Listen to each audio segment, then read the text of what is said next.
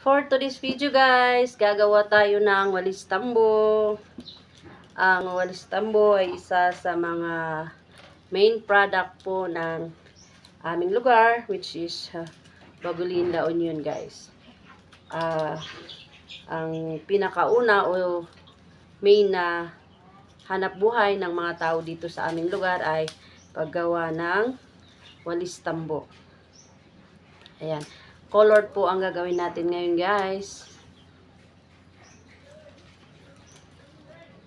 Sana po guys sa pag-promote o pag-publish ng pelikulang I Love Boy Boy na finiture o na shooting dito sa ating Bagulin ay makikilala na ang ating lugar na isang munisipyo kung saan nanggagaling ang walis tambo. At makilala rin tayo na isa sa mga indigenous people na nakatira dito sa Bagulin, La Union, kasi pag sinabi kasing La Union, ang alam ng mga tao is mga Ilocanos ang nakatira dito, pero hindi guys, kasi meron din mga Kankanaay, mga Igorots na nakatira dito, mostly po dito sa ating lugar, San Gabriel, Bagulin. Ayan po guys.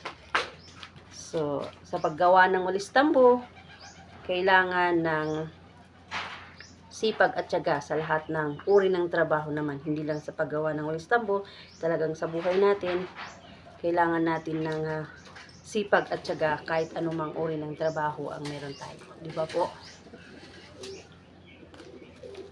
Ayan. Sana po, yung ulitin ko, sana nga makilala ang ating lugar at ma-promote yung walis tambo natin para lumakas-lakas naman ang benta natin pag na-promote o na-publish na ang pelikulang I Love Boy Boy. Ayan po. Thank you for watching. Follow for more.